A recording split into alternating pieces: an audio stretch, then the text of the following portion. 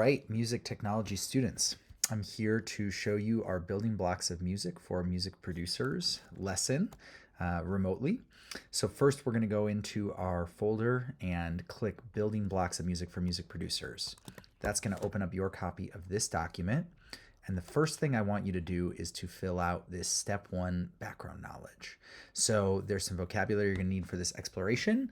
Again, you might be surprised at how much you know. So in your own words and without looking up anything online, please take about 3 to maybe 5 at the most minutes to complete this first section here. So step 1 background knowledge, you can go ahead and pause this video and then take 3 to 5 minutes to complete this first section.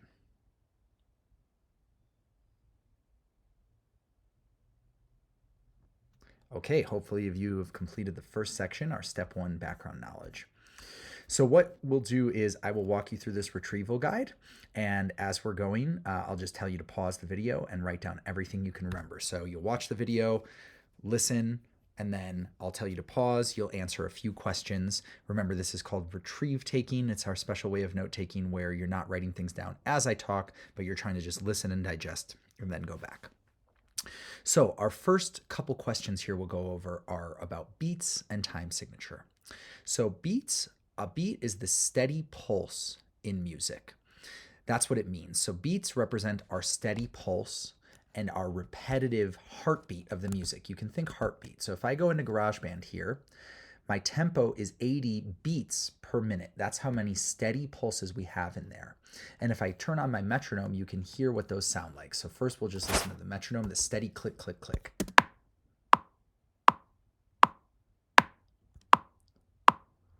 So you can think of beats just like your heartbeat, right? We measure our heartbeat in beats per minute. It's the exact same idea with tempo. If I raise that tempo, remember, make the number larger, our tempo gets faster. Just like a higher BPM of our heart means our heart is, going faster. And then same thing, if I lower the tempo, say to 60,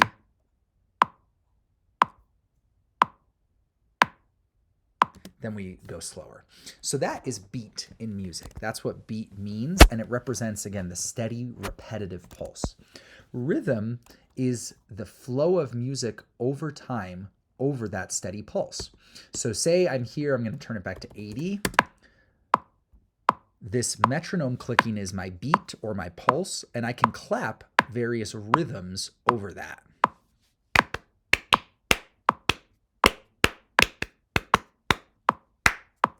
And that's a rhythm. So a beat is always going to be steady and very repetitive. A rhythm can change. It's that flow of the music in time. Rhythm tells us when things happen in music and how long they last for. That's our rhythm. So now if I unmute these drums, you'll hear the rhythm of the drums, and sometimes they line up with the beat and they hit with the beat, and sometimes they're different. So here we go.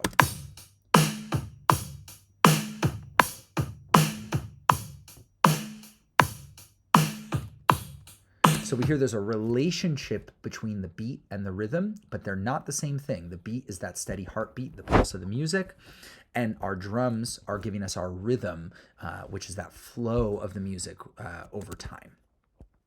Then time signature. So time signature is important even if we don't write the music down, because time signature tells us how many beats there are in a measure. A measure is one small segment of music, and it lasts a certain number of beats. And this comes from traditional music notation, but even when we don't have traditional notation, we still have measures. So if I zoom in a little bit here, you'll see these numbers, 1, 2, 3, 4, 5. That's my measure numbers. And the time signature, which is this 4, 4 up here, tells us how many beats there are in each measure. So here's what 4, 4 sounds like. 2, 3, 4. We can see the numbers going by up here in our transport. If I change that time signature to say 3, 4,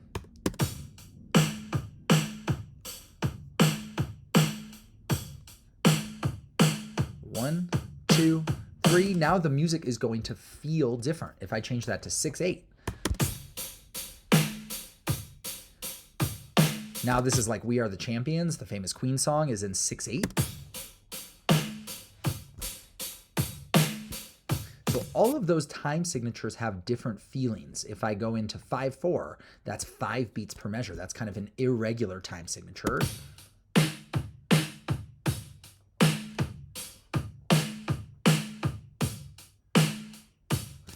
Much less common, especially in popular music. So 4/4 is sometimes called common time.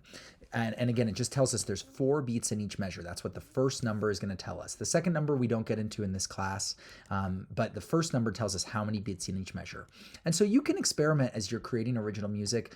4/4 is sometimes called common time, as I just mentioned. That's very, very typical of most popular music and generally just, music around. That's why it's called common time. But 3/4 is also a pretty common time signature, especially in like Mexican music, for example, like mariachi. A ton of mariachi music is in 3/4. Norteño is in 3/4. So depending on where you are in the world, the most common time signatures differ. Sometimes 3/4 is called a waltz.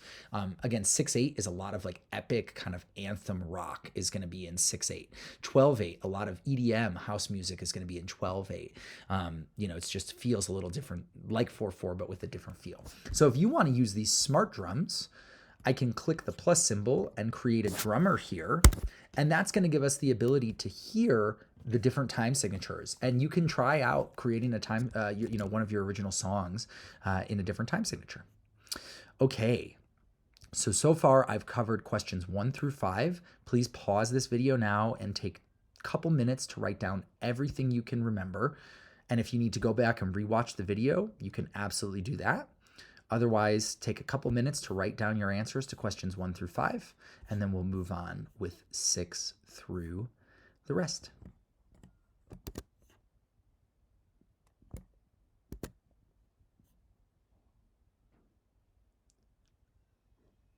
All right, hopefully you've answered questions 1 through 5. Now we will talk about questions 6 through 10 here. So a loop in music, I think you already know that in this class, but one thing you might not have noticed is that the number of beats each loop lasts. So if I go into my loop browser here, remember at the top right corner of GarageBand, I've got all my loops, which are just repetitive elements of music. And so I'm going to drag and drop this 70s electric piano riff onto here. And what you'll notice is that the number of beats it lasts for is 8 beats. That's 2 measures in my time signature of 4/4. So typically, loops repeat in an even number of beats. So if we look down our list here, you'll see, they're either 16 beats, 4 measures of 4/4, 8 beats, 2 measures of 4/4, 4 beats, 1 measure of 4/4, 32 beats, some of them are longer. That's 8 measures of 4/4, right? Because again, there's 4 beats in each measure of 4/4 time. Some of them even longer than that, 64 beats, which is going to be 16 measures of 4/4. So loops generally repeat in an even number of beats, which also means they're repeating in an even number of measures. This is really important to understand because this goes to the phrases we're going to talk about in a minute. So usually we're going to place loops on the beginning of a measure in our DAW, our DAW. Remember, Digital Audio Workstation. Now that's not always 100% true, but it's usually true. We are typically going to place our loops at the start of a measure. And we're going to do a little experimentation here in this lesson where you get to try and see how it sounds if you don't do that. But that's because typically parts enter at the beginning of a measure. Now, the more complicated the music, the less this becomes true. And as you grow in your production and your composition, you can absolutely mess with this and try new things. But this is a great way to go about it to start, is that usually we're going to place our loops on a measure number. So right here, you'll see I'm placing it on, for example, 4.1, which is the first beat of measure number 4, instead of in the middle of a measure or there, kind of like at this random place there, right? We want to look at it and see that it's aligned with one of these gray lines that represent our measure numbers here, these vertical lines. So this goes to phrases. So a phrase is a complete musical idea. This comes from, again, kind of classical music language, but it's an important thing to understand even if we don't write our music down, even if we're just producing electronic music, because usually we want our music to match kind of what people are used to hearing, right? So there's always this tension when we're creating original music between doing what our listener expects and then kind of changing the expectation or switching things up, or the word I use sometimes is subvert, which means to go against your listener's expectation. That's great, but a phrase is a complete musical idea, and normally phrases last 4 measures or 8 measures, depending on the genre, sometimes 16.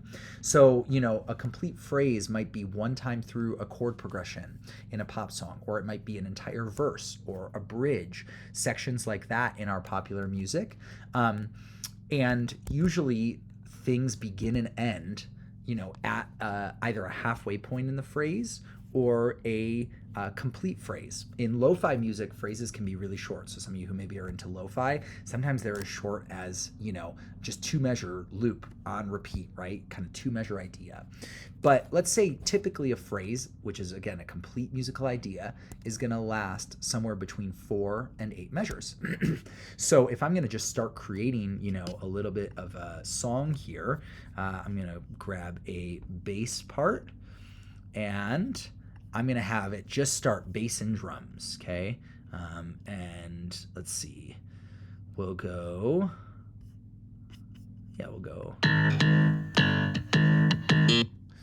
So I have a 4-measure idea, 4-measure phrase that's just bass and drums.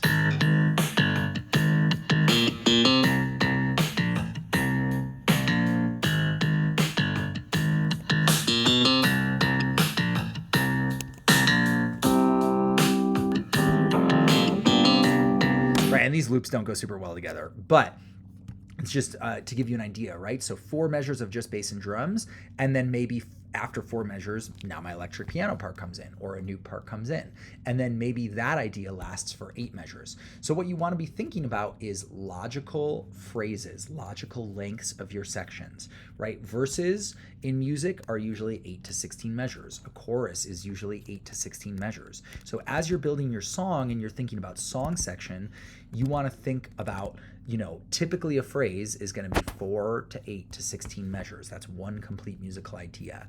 And then we maybe move on to something new, or we repeat that phrase with a variation, a new idea within it.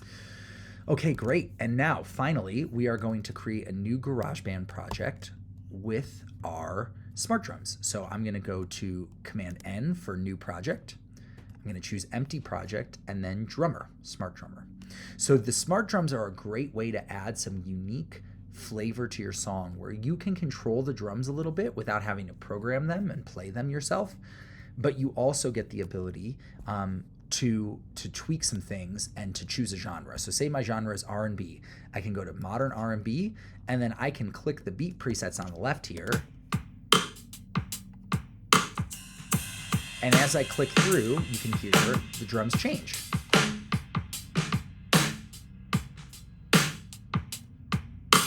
And I can change from loud and complex to simple and soft and anywhere in between. And then also I can change between percussion and shaker or hand claps. I can add cymbals or focus on the hi-hat. I can add the toms. Those are all different parts of a drum kit. You can Google for some more information if you like. We can change the number of fills, which is how busy the drum beat is and whether there's extra kind of notes added at the end of a 4 or 8 measure phrase. So I'm going to add lots of fills. That was a fill right there after 2 measures. And then another one. So the higher those fills are, the more frequently they're going to be. Just like with my loops, I can click and drag this out and add, more drums, longer drum ideas. So the smart drums are fantastic. They are a really great way to add more original flavor to your songs. And again, they're part of the requirement for our song creation in this unit. So definitely want you to be familiar with that. Okay, again, go ahead, please pause this video answer questions 6 through 10 if you need to just answer them based on your memory. If you need to rewind the video and go back, totally fine to get some of those answers. And then I will explain the final step here once you've completed that. So take a couple minutes now, pause this video, and go answer questions 6 through 10.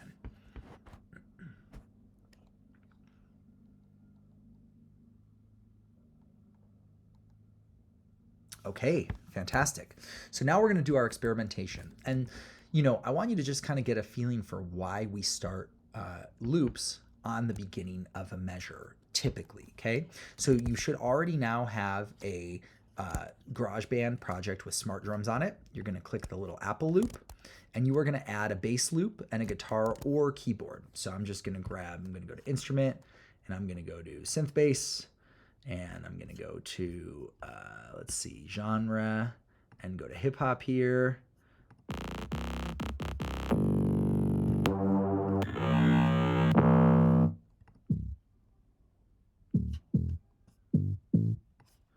Great, and then I'm going to go to add my bass, and then I'm going to add instrument.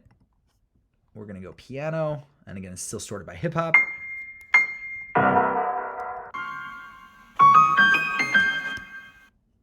So now I've got drums, bass, and piano.